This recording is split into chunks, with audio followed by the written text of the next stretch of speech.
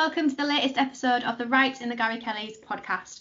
On today's panel, we've got Kaylee, Dan and Matt all joining me as we look back on the Leicester and Palace matches. We chat all things Leeds United under 23s. We're going to take a trip across the pond in Leeds Around the World, and we'll wrap it up with another spin of the Wheel of Wootton. Hi guys, how are you doing? Hello. Hey Vicky. Hello. It's been a rough week for Leeds players and fans alike. 2 games, 2 defeats and 8 goals conceded.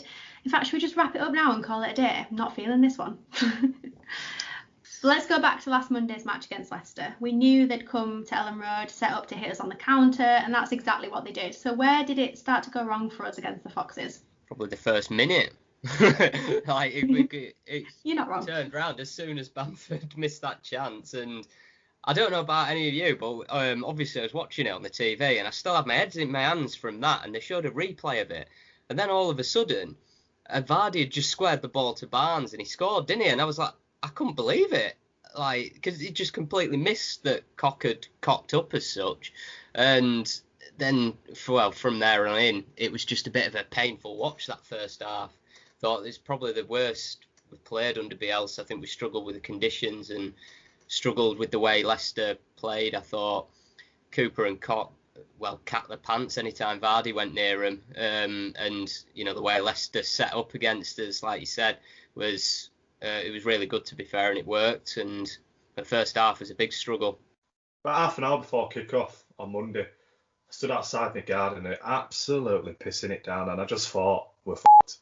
I genuinely just thought Bielsa don't really have that kind of British style Monday night Ellen Road kind of November pissing it down performance in him, really, does he, tactically with the team? And I just knew it. I just knew we were in trouble. And then obviously when Brendan Rodgers came on pre-match and literally spelt out exactly how to play against Bielsa, again I thought, we're fucked. So it wasn't a surprise when Koch played that ball back, knowing full well how heavy that pitch is. And we don't have the greatest drainage system at Ellen Road. It's quite a well-known fact. And just that kind of, not so much naivety, but just that having that bit of tactical nous. And I'm not in a position to tell Bielsa how to tactically play against another team. But now and again, you've got to get the Neil Warnock scrapbook out and play that long ball over the top, because Leicester certainly did that. And if you look how many long balls or counter-attacks went over to Vardy, exactly how, I think the guys touched upon it there about Cooper and Koch, they didn't know how to play against him. And it was really, really worrying to see. And I think Leicester definitely played to the conditions. I think obviously the Shackleton role didn't work as well. Obviously he was hauled off at half time. But I wouldn't look at it too dishearteningly. I think Leicester on their day can beat anybody in the league comfortably. My mate texted me and sent me a screenshot of the Leicester 9, Southampton 0 scoreline after 10 minutes, and I genuinely thought he's heading that way. But yeah, like I said, on a good day, teams like Leicester, they'll turn anyone over. So I wouldn't have been too disheartened by it. But we've got to, in this league, it's unforgiving, and you've got to play to the conditions as well, especially this time of year. And I think a lot of clubs will be looking at us now at that how we're playing, even still naive with playing along the floor. So I think that what I'm trying to say is we've got to adapt. Got to agree with Matt. I had it on TV, and you could see that rain pelting down, and every cross he was getting in was just flat. There was no air to the ball. The ball looked heavy, and Leicester took advantage of the chances and scored from them. Bamford should have scored that header. It was like the first 2 minutes of the match. I felt like he should have scored from there. Obviously, Leicester straight on the counter-attack, immediately scored. I think it was kind of a wake-up call that we needed in the Premier League. I think we've been a bit on cloud 9 for the start of the season. That was kind of dragged us a bit back down to earth. As good as it was against Villa, I thought overall, he wasn't that great on Monday night. I thought Costa had a half-decent match. But every time Leicester attacked, it looked like scoring. And in this league, you take your chances, and I felt like we didn't really against Leicester. And Leicester are obviously a very good side, so there's no shame in losing to them. But yeah, I didn't think we'd concede 4 goals against them. And Jamie Vardy just seems to get better with age somehow. But overall, I thought, it was a bit unlucky. Like Hernandez should have, hit the bar. I thought that was quite unlucky. Yeah, missed a few good chances, but we just didn't take the chances that we had, and Leicester did. It's funny with the mention of conditions. It's quite similar to that Man City game, really, in terms of the conditions. And I feel like against Man City, you know how they're going to play every time. But then, as I think Matt said, against Rodgers, I think they were a bit more streetwise with us, and they knew exactly how they play, and they'll tweak their system depending on who they played. And I think he said they wanted to avoid it being like a basketball match, and I think they did that because apart from that probably 15-20 minute period in the second half where we got a hold of the game, I thought they controlled it pretty well, to be honest, and kept us at bay, even though we did have a few chances. I mean, ironically, we probably could have come out the first half at 2-2 if Bamford had taken both of his chances, or we could have been winning, who knows. But I think it is a bit of a come down back to earth, but it's going to happen. We're going to get beat by quality this season, and I think as Kaylee mentioned, Vardy is probably one of the best strikers in the Premier League this season, definitely.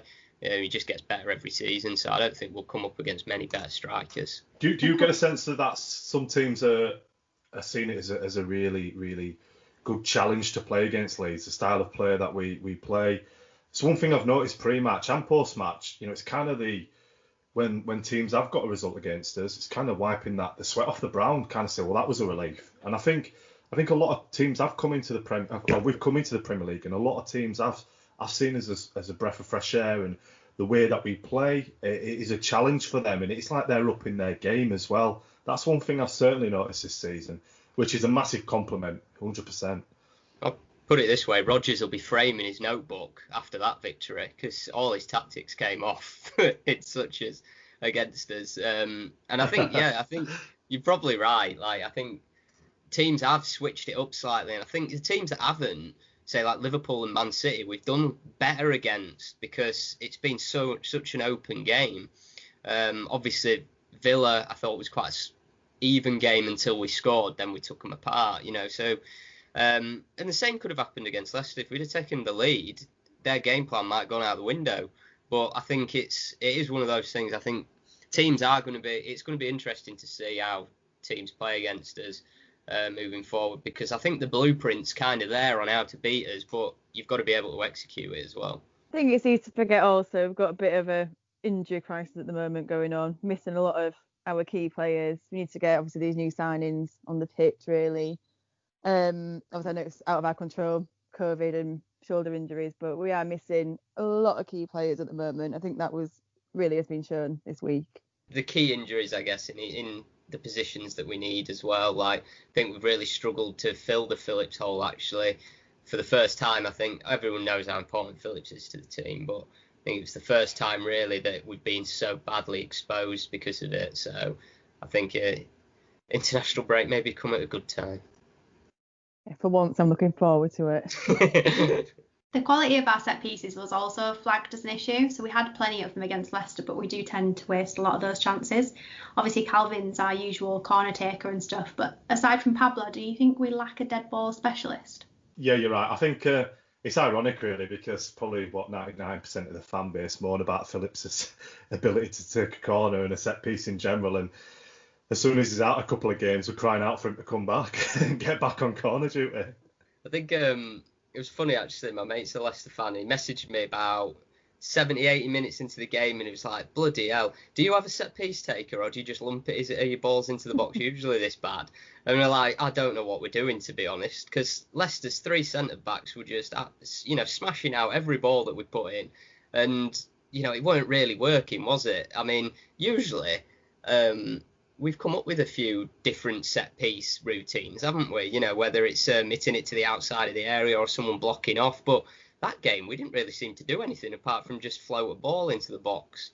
So, yeah, it wasn't the best, really. It kind of lacked a bit of imagination. So that was a bit of a worry. I think it's sad, isn't it? Because we've supported Leeds, really, every time we get a corner, I never really get that excited for it. I'm under the assumption that we're probably not going to do much with it. Again, with free kicks, isn't it? I know it sounds quite negative to say, but I don't really get too excited when Leeds get a corner.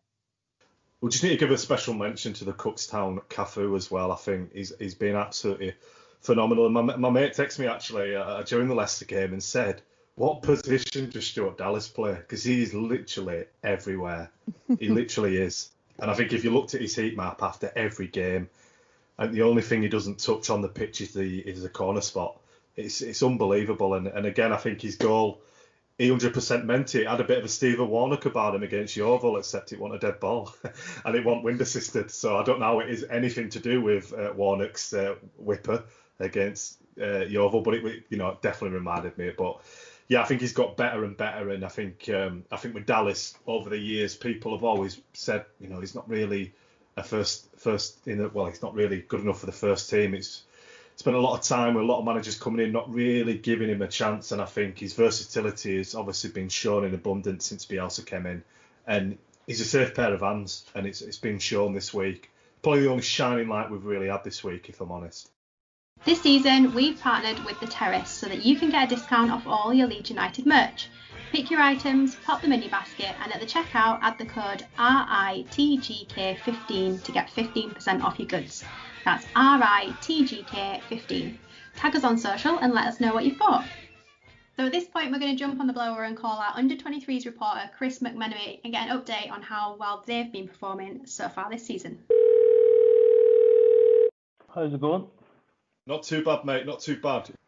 But yeah, on the line now, we've got Chris, who's kind of our under-23 reporter this season. He's done some really good articles, actually, on the under-23s and looking at the progression of the team overall and some individual players, which has been really good to see and to keep up to date with, really. Well, thanks for having me. It's been a pretty good start to the season. I mean, you have to take into account that they're playing up a level this year. Like last year, it was the sort of the third tier, whereas it's Premier League 2, and it's been quite a sort of transitional year as well. You've got players like Robbie Goff, Alfie McCalmont and Matthias Bogus all going out on loan, Jordan Stevens as well. So, and a lot of summer recruitment, like I've been talking about Sam Greenwood, Cody Drammy and Joe Gelhardt most specifically, who've all been brilliant. I think in terms of the recruitment over the summer, the biggest thing has been, like last year, it was sort of a scattergun approach. So the last couple of years with Victor Orta and the recruitment team at Leeds, it's been a bit of a scattergun approach. And, for every Pascal Strike, there's 4 or 5 others you never hear of again. But Joe Gelhardt has settled in brilliantly. I mean, sort of after lockdown, you saw him getting game time for Wigan. He looked great for them. He only scored 1 goal, but it was a fantastic goal in that 8-0 thrashing over Hull. So he was probably the one I was most excited about coming into the season, and with good reason. He scored 4 goals already so far. 2 of them have been from the penalty spot, but the 2 solo goals have been good enough that I've written at least 1, if not 2 articles now about him. But overall, it's been a pretty positive start to the season. I know everyone's probably freaking out about the Newcastle game on Friday, but if you look at it, I mean, first game of the season, 4-0 loss at Stoke, and things didn't look great. They didn't play very well, but since then they've settled in. Drew at Wolves, then a 3-1 win over Sunderland, which is a good result. They had a red card later on. Sam Greenwood scored a hat-trick that day. We'll get on to him in a minute. Overall, very good. They're tied at the top of the table, but they've played a game more than everyone else, and I think by the time the games sort of align and everyone's got to the same amount of games, they'll probably be sort of more in the chasing pack. But I think we'll start more so at the Newcastle game. So yeah, it's not been a great week. I think conceding 4 goals has become sort of a cool thing for the club at the minute. It seems that way, doesn't it? Yeah, 4 on Monday. Actually, the Leeds United women last Sunday, they conceded 4, knocked out of the cup. The first team conceded 4 on Monday, and then the 23s, not as bad, 4-3, but when you're 3-0 up after half an hour, it's not great. And I think it's going to happen at this level. You've got a team that love to play out from the back, probably to a fault. If you watch any of the highlights, you'll see a lot of the goals they concede seem to come from them trying to play a pass when it's not on at the back, and they end up giving the ball away. But it happens at this level. It's like the defenses aren't usually as good, which is probably why Leeds are scoring so many goals as well, partly. But Friday, 3-0 up after 30 minutes, as I said, conceded just before half-time, 3-1 at half-time, looking good. They would have gone top of the table at that point into the weekend ahead of Middlesbrough. But second half, I don't know, I just think they lacked a bit of leadership. I think with guys like Gotts going out on loan, and you've got Shackleton, who's sort of primarily in the first team now, there's a little bit of a leadership void. It's really quite a young team. I mean, there's not as many players. Last year you would have had like Tyler Roberts coming back from injury and playing games in the years before. I mean, like Izzy Brown, like he only ever really kicked the ball for the under-23s. Whereas this year, like especially in midfield, you've got Jack Jenkins, who, he was with the first team on Saturday, but more so because of Jamie Shackleton's injury. I agree, Chris. I think just to touch on the kind of leadership point that you made as well, it's a good point to make. I think you look at Robbie Gotts, he's gone off to the likes of Lincoln, and they're a great club.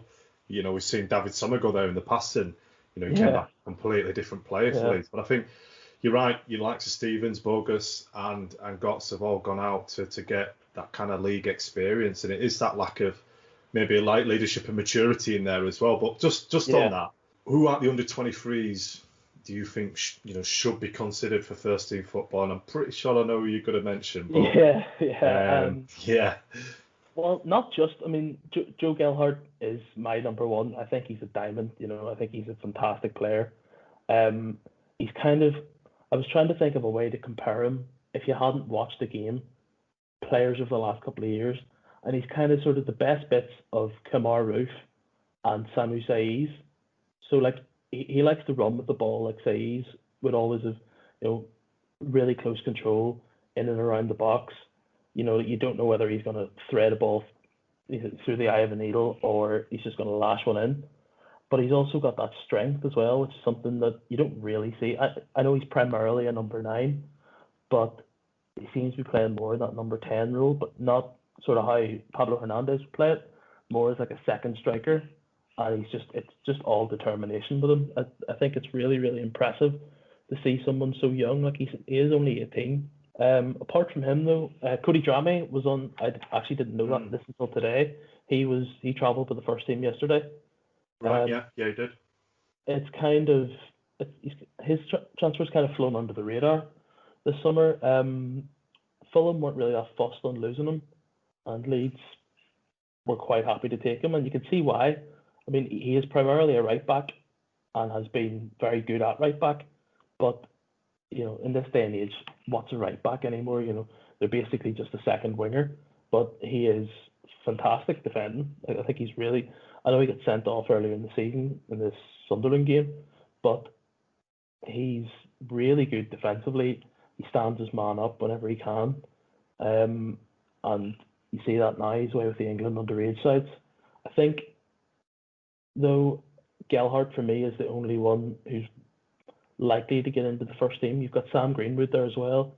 Greenwood spent the last 4 weeks injured. Only came back on Friday there, played the second half against Newcastle.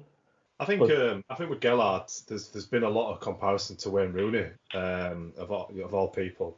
And I think there is that question mark with the kind of we needed a number 10 Pablo story that we've got going on at the moment. Yeah. And obviously Gelhardt is seriously impressive in the 23, so I agree he'll be close. And against Sam Greenwood is the obvious second one that gets heavily spoke about. And Arsenal fans absolutely devastated to see him leave. I think the under-23s when he got a hat-trick. The Sunderland game, the 3-1. Yeah, Arsenal fans were going absolutely mental. Why have you let him go? And so that was good to see. So it looks like he's knocking on the door. So the future is bright in that attacking positions. But I guess Drameh you've mentioned, but I think the midfield, centre-back, we've talked about as well. From a goalkeeping point of view, do we look strong in the under-23s from a keeping point of view? No, it's the one position that has kind of worried me, I think. Danny van den Heuvel has come in from Ajax in the summer. Hasn't really featured. It's been mostly Elia Capril, and I'm not exactly convinced with them. It might be a bit harsh, but when you compare him to Meslier last year, like he was a much more accomplished goalkeeper. You saw it on Friday. The second goal for Newcastle was, is pretty bad. It's Sunday League football. Balls coming into the box. Nolan Kenny is another one. Fantastic young player, only 17. He's there to head the ball away, but Gabriel calls for it, and then it looks like he loses it in the sun. Can't really tell, but it hits his ankles, and then he just takes out the striker and gives away a penalty. But yeah, thanks, mate. Really appreciate that. Cheers, Chris. Thanks for having me on. Cheers. Hi, I'm Paul Robinson, and when I'm not out on the golf course, I'm listening to writingthegarykellys.com. On to Palace. Everyone excited. Oh God, not another 4-1. Can't wait. So on to Palace, and it was another 4-1 defeat. I think let's address the elephant in the room and get the VAR decision out of the way first thing. Worst VAR decision ever? Yeah. The least biased way. We're all going Yeah. to agree on that.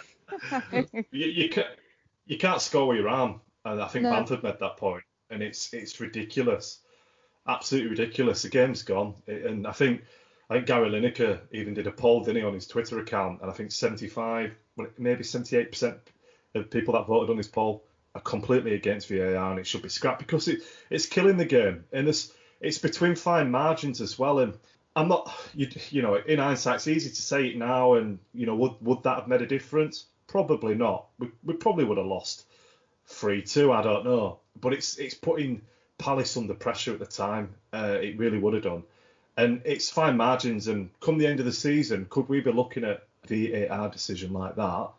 Because you've seen already they've changed the rules on the handball ruling this season with VAR, and they're probably going to do the same after Bamford's incident. And it's like, how many times are they going to keep adapting it? Yeah, I have to agree. I've got to agree with just the main point that you can't score a goal with your arm. So I don't know how your arm can be offside. And he was clearly pointing to where he wanted the ball. And it was ridiculous, completely ridiculous. You can't score a goal with your arm, nor your sleeve. So for that to be offside is just insane. And yeah, it's ruining the game. When they initially brought VAR in, the reason for it was so we could have more goals in the Premier League. And all it's doing is just taking goals away and giving out daft penalties. And yeah, it's just, game's gone mad now. You watch a game and you know it's not a handball, you know it's not a offside, but you're saying that in today's standards, it is now. And it's just ridiculous. It's when they got that bloody line up, wasn't it? To measure where it was on his arm, and it's like, oh, actually, you can score with that part of your shoulder or whatever, and just like, I think you can't. If you're being that anal about it, then yeah, it shouldn't count. If that's what the magic's coming down to. I think, for me, it's easy to say this after all this, but I think it should just be used for clear and obvious errors. And that is not a clear and obvious error. It's not even an error. It's just you're being so nitpicky about it and technicalities, when football isn't really about technicalities. It's about entertainment and stuff, and that's not entertaining in whatsoever. Someone getting a line and drawing it up and saying, oh, he's a millimetre offside by the laws of the books. It's ridiculous. So I think if he's a yard offside, then fair enough. Or if his foot's offside, then I get it. But not when he's pointing, because if he doesn't point, he's not offside, and all he's doing is saying where he wants the ball. People have done that for years. So for me, it's just the way they use it is wrong. The laws are wrong. I think someone just needs to really have I don't even know. I think it's just going to be broken constantly. I can see them probably ending up scrapping it eventually if it ends up like this. But yeah, I think, like Matt said, it probably might not have changed the result, but they certainly wouldn't have gone 2-0 up, because they got that free kick, a few minutes later, didn't they? So, yeah, I think it did affect us badly in that first half, I think, until obviously Bamford did manage to pull one back. I think, the heads went down for a little bit, because decisions like that, when they go against you, they're bound to. I think the big thing for me is that obviously they've got the technology to help them, but the decision still comes down to the interpretation of a single person, just like it would the referee on the pitch. But actually, when you look at the image that he was given, the technology isn't high quality enough for him to make a qualified decision at the end of it. It's a guess, because from the angle he was given, you can't actually see where the defender to the right of Bamford is. And actually, when you do see it from the other angle, he is much further forward than Bamford. So I think It's still down to the interpretation of a single person, but the quality of the technology just isn't good enough to be having it in the Premier League at the moment as it is. Yeah, exactly. I fully agree with you. And I think if you look as well, the camera angle is behind play as well. It's at an angle. I think it's Chelsea, maybe, was it the League Cup final last year before, I think it was. There was I think the VAR just come in at the time, or they were trialling it in the cup games, if I remember rightly. And there was a clear offside given. It looked genuine.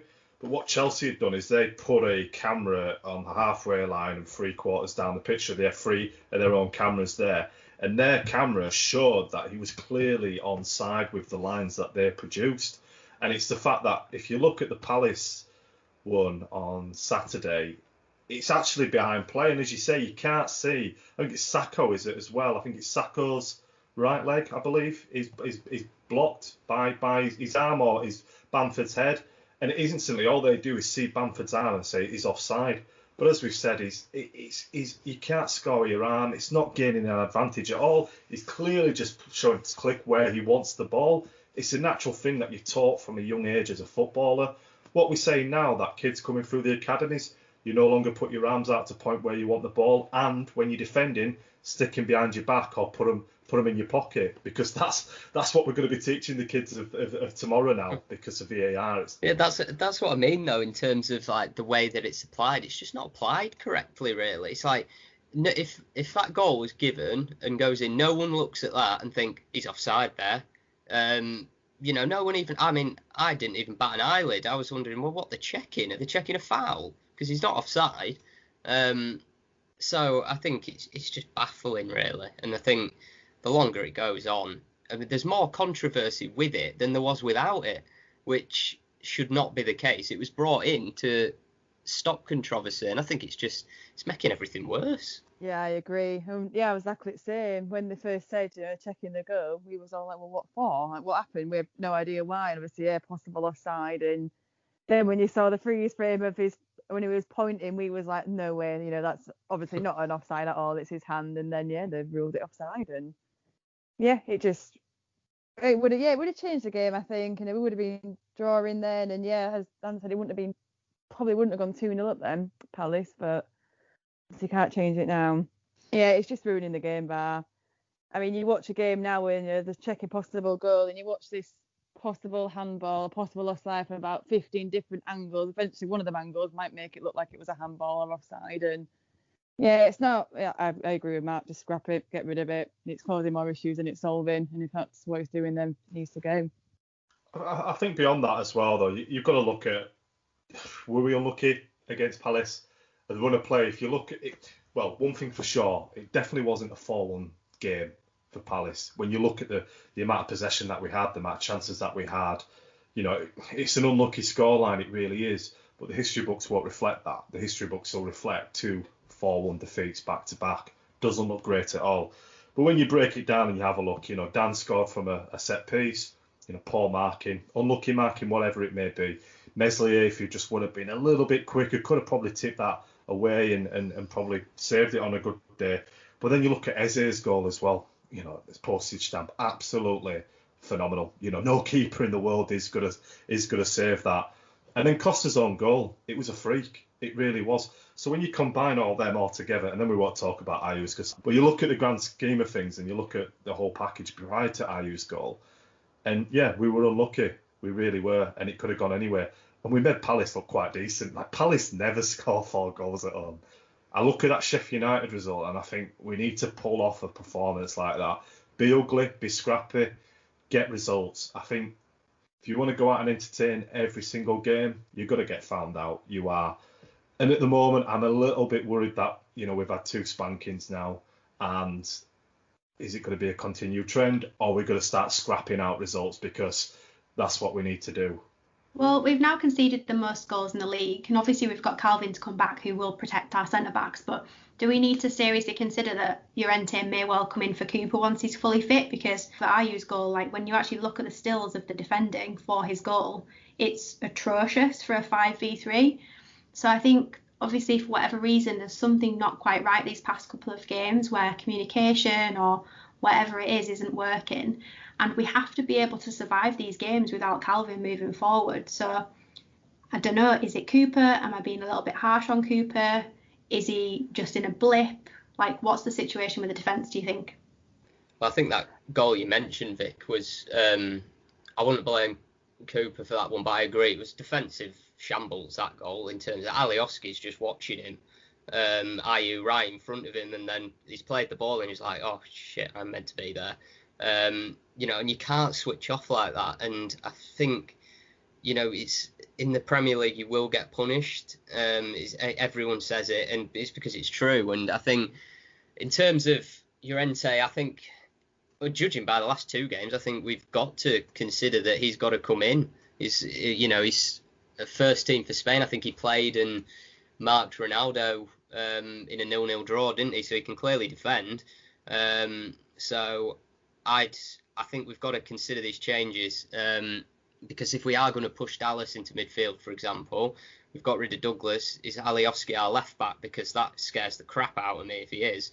Because defensively, I don't think he's good enough, in all honesty. Whilst he offers us something going forward.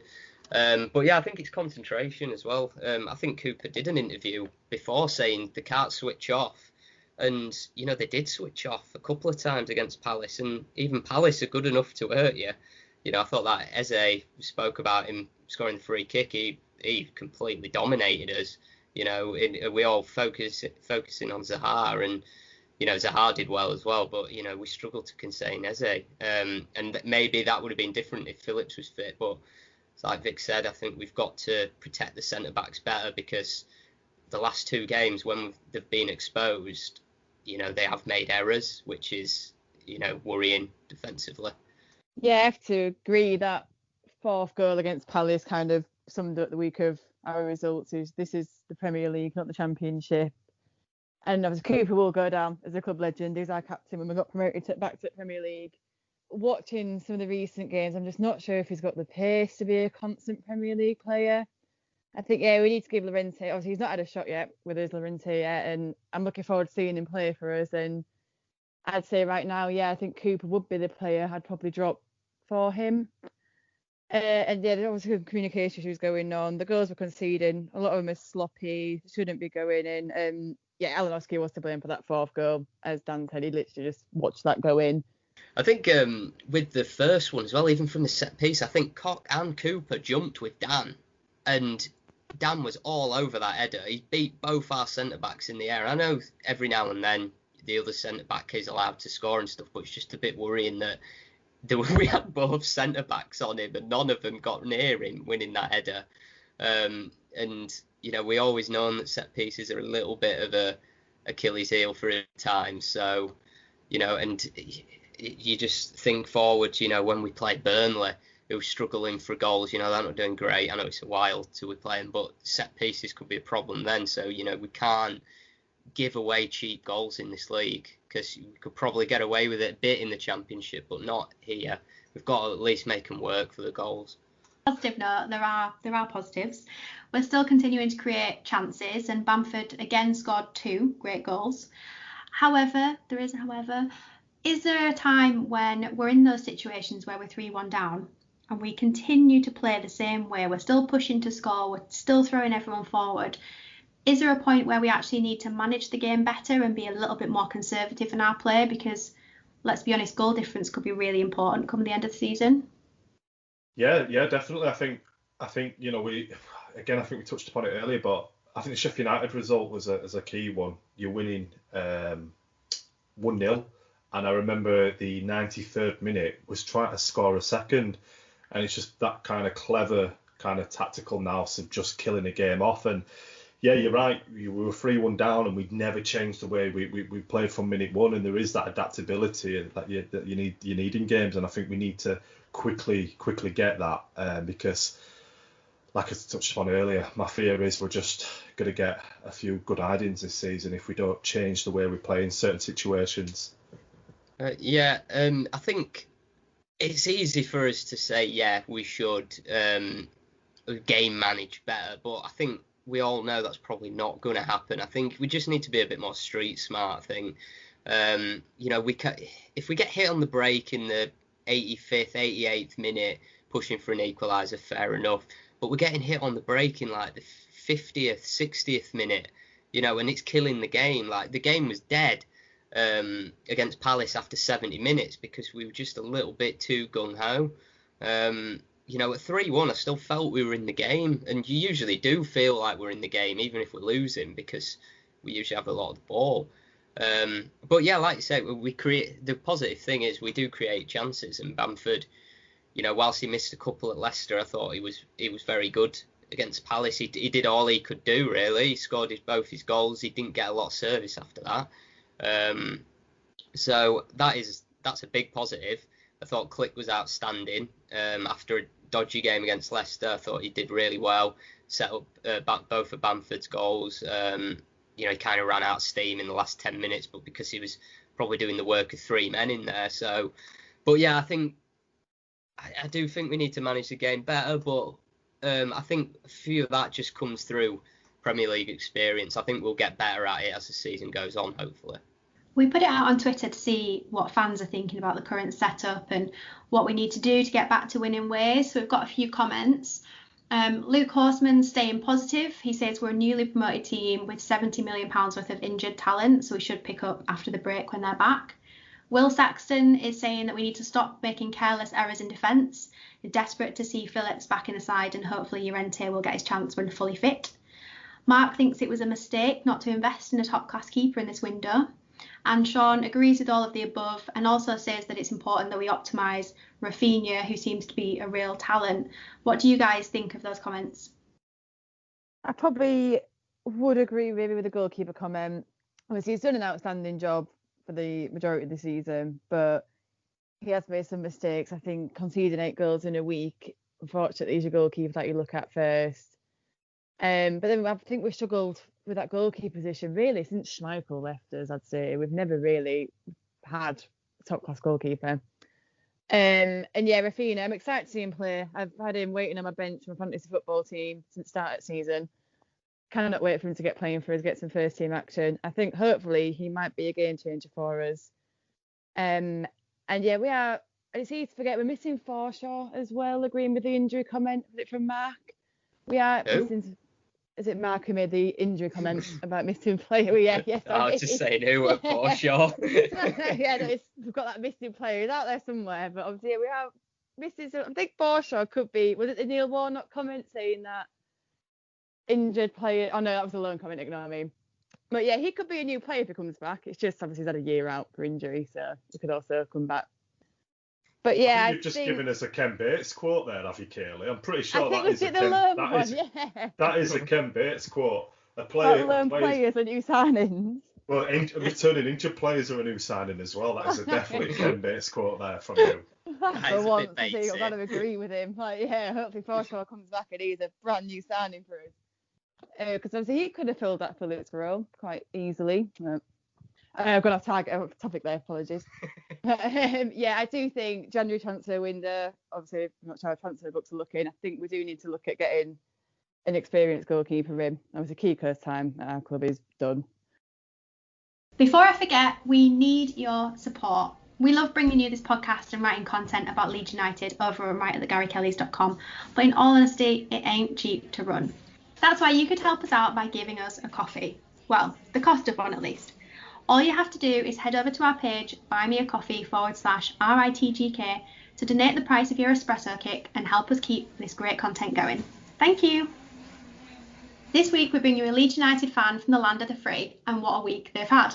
We welcome Bailey Stacks to Leeds Around the World, all the way from Napperville, Chicago.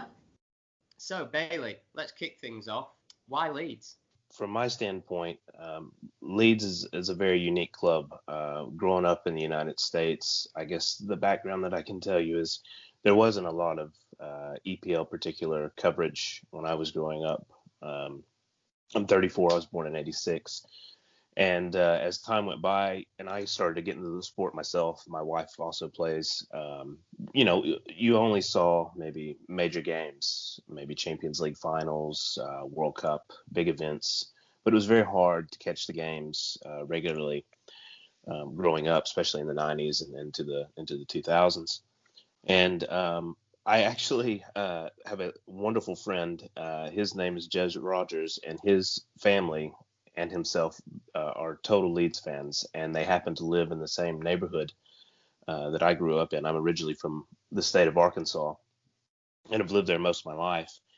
And I actually tried to fit in. There was a lot of people watching games over at his house and things of that sort. And I just remember grabbing online, going to like soccer.com and just grabbing a popular jersey, throwing it on, and coming in his house. And he looked at me and he just said, "What are you wearing?" And I told him, and I said, "Well, this was a Chelsea jersey. I'm trying to fit in. What's going on? They're popular at the time." He goes, "No, no, no, no." He's like, "You need to do your own homework." And it was great because I'd never really looked at it like that. And he actually explained to me a little bit of background of more than just Leeds.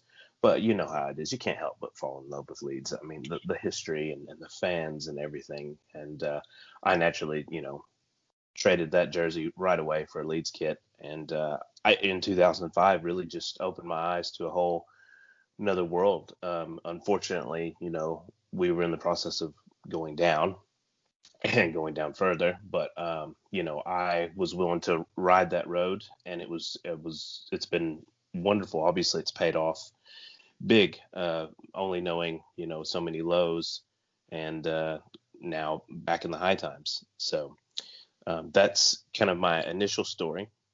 Who is your favourite player? I mean, it doesn't have to be American, obviously, but just who made an impact for you while supporting Leeds? Oh gosh, a number. I've always had a soft spot for the older players, obviously, with the history. A name that I think with Leeds fans gets a decent amount of recognition, but across the world really has kind of slowly been forgotten over time. John Charles was just a force, right? I mean, third runner up in the Ballon d'Or. I mean, what can you ask for? I mean, a heck of a player. I know he didn't necessarily claim all of those accolades at Leeds, but he definitely started his longer journey with Juventus through his development at Leeds. So that's one that I always stick out to. But in the now, I just love Calvin Phillips. What a wonderful person. What a wonderful player. What a joy to watch. And, it seems just like a lovely, lovely individual and a great family. So let's look at like memorable moments for you. So obviously everyone else their standout moments as a fan, and I guess being a fan over in the States, you've probably got some more unique stories. What sticks out for you? I can pick a few moments. I think firstly, I just want to say the first match I attended, that was in 2018. It was a 2-2 draw, Derby County. We had Sol Bamba and Chris Wood were the goal scorers, and I believe our dear friend Steve Evans was manager.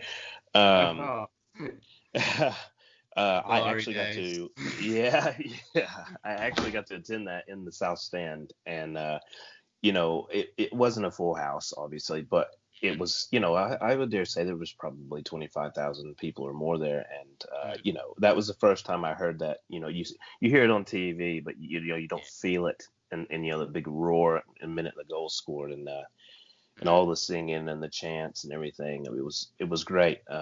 It's something I'll never forget, obviously. And it was good to see some of the younger players there. I think Lewis Cook may have played his, pretty much his last game at that point. I think Sam Byram was there briefly. But it was certainly a good time out and something I won't forget. That's for sure.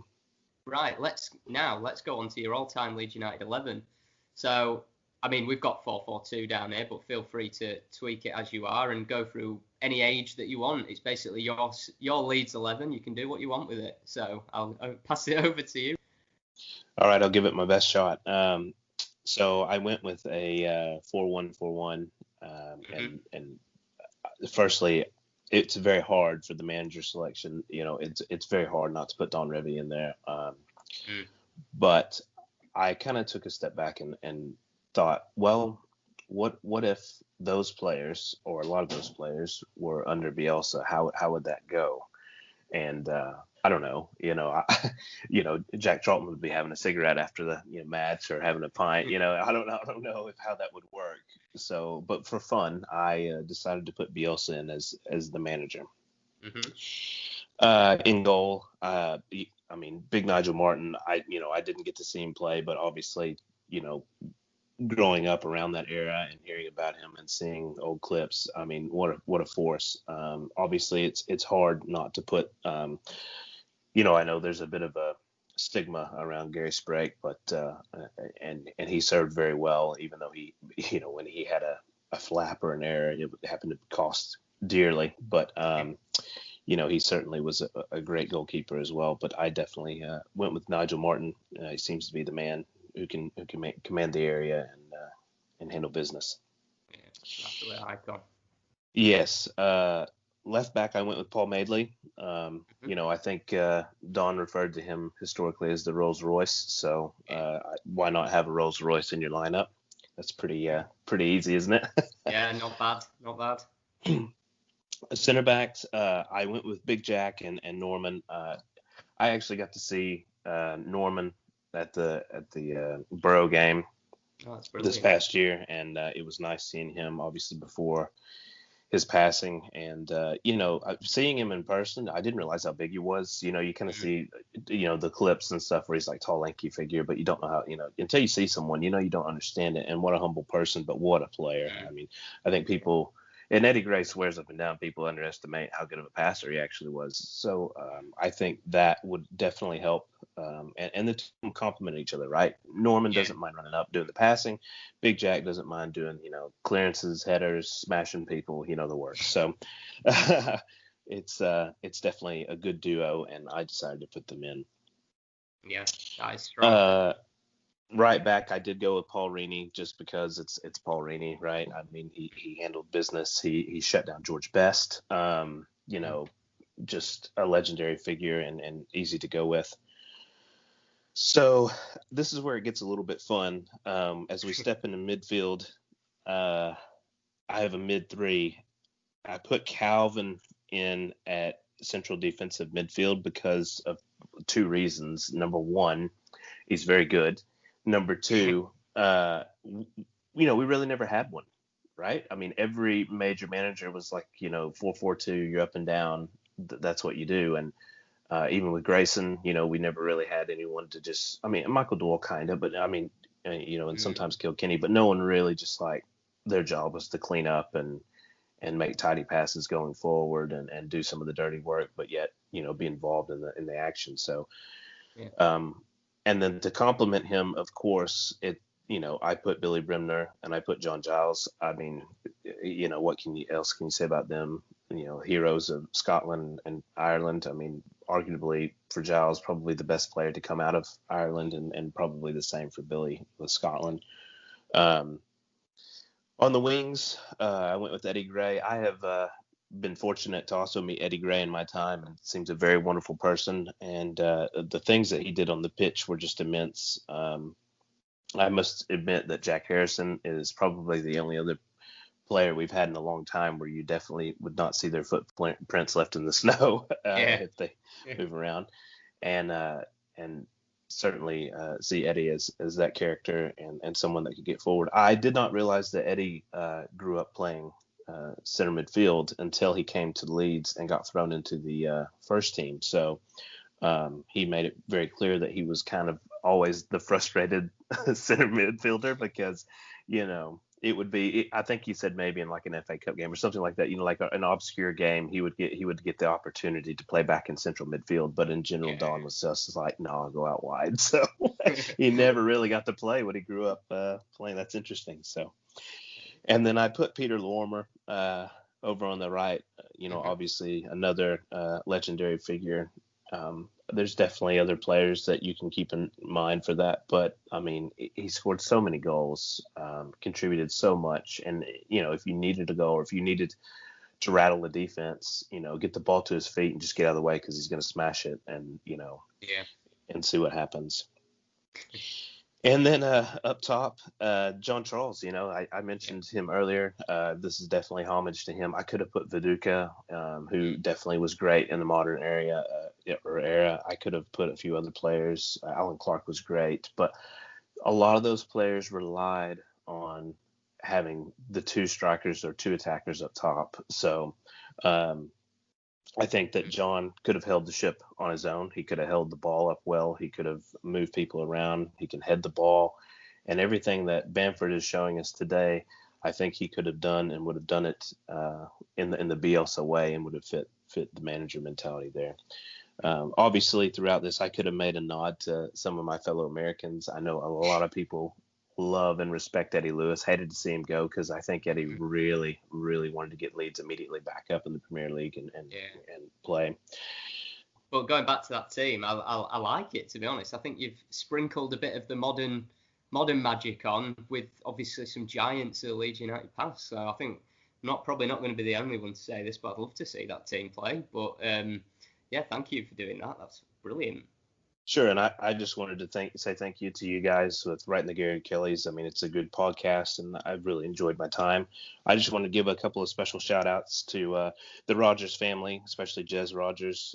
He's recently lost his son in the past couple of years, and, that was another true Leeds fan in our small gathering that we had in Arkansas. And what a wonderful family and great people that introduced me to the club.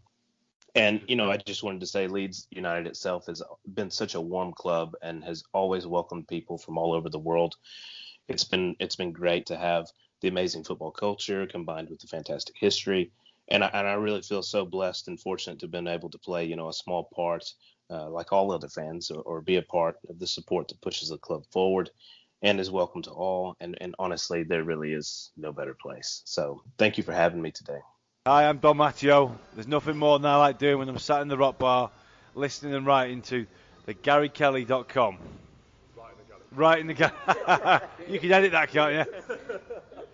So let's have a chat about Pablo Hernandez.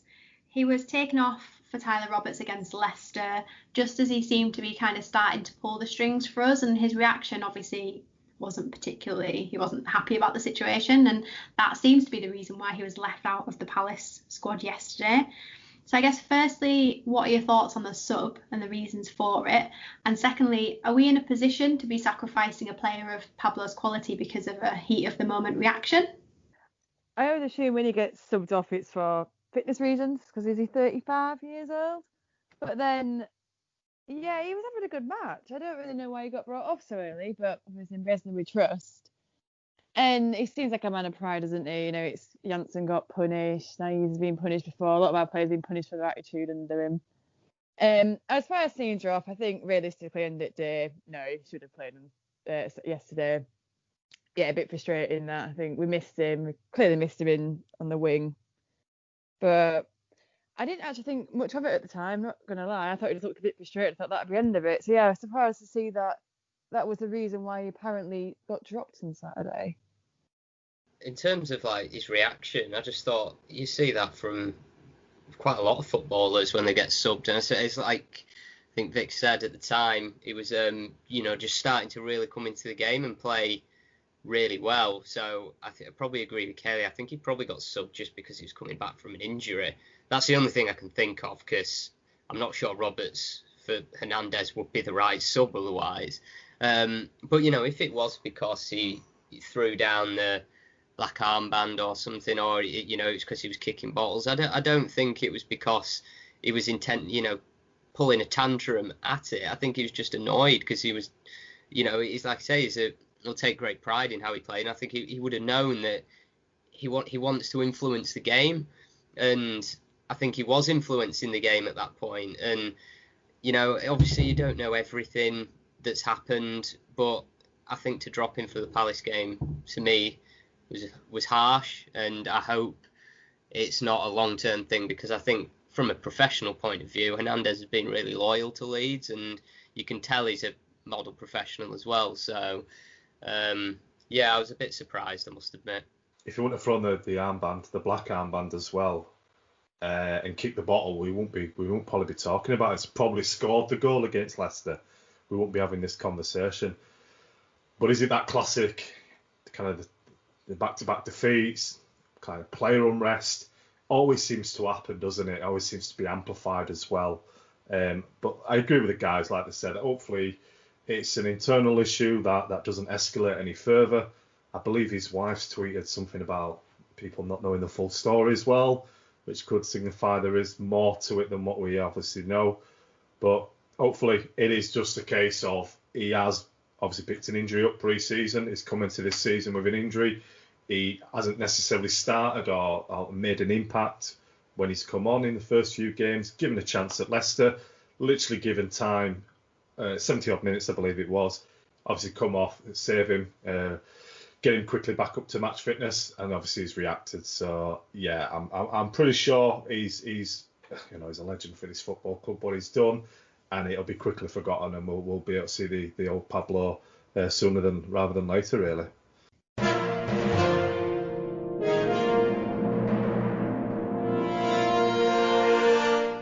The Wheel of Wootton.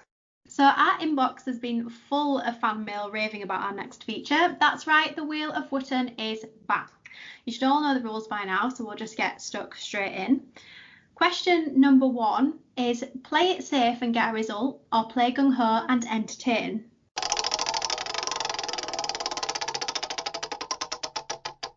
Matt. I'd like us to play it safe until Christmas, just to get people off our back and get a few points on the board. I've spoke about it before, but the 1-0 Sheffield United win is the type of results that we need to build up in this division. And more importantly, get clean sheets as well. It's good to entertain, but not necessarily good to keep you up. Oh, right on 20 seconds. Ooh. Nailed it. Right, question number 2. How do we make sure we win without Calvin?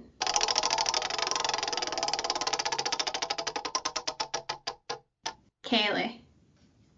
I need to think quickly over the next question. I think I know it sounds boring, but play more long balls. Obviously, we're clearly struggling in defence without Calvin Phillips. I think play less balls starting from the back, play down the wing more. Try and get him. That was a solid 5 seconds of panic at the start. That's a bit debatable, that one. There was about at least 18 seconds of silence on that one. Just getting the tactical brain to try and work out how it's going to work. It's like a big Sam interview, that. It's not an easy question to answer, to be fair. We've obviously struggled with it. So if you get it wrong, the fans go mental on Twitter, don't they? So I was like, I don't want to upset anyone. Yeah, give Forshaw a new right leg, perhaps. Forshaw, of course. Should have said that. Right, on to question number 3. And this one is based on a supposed Leeds fan who rang in to TalkSport on Saturday evening and suggested that Leeds may fare better with Big Sam at the helm over Bielsa. So question number 3 is Big Sam or Bielsa?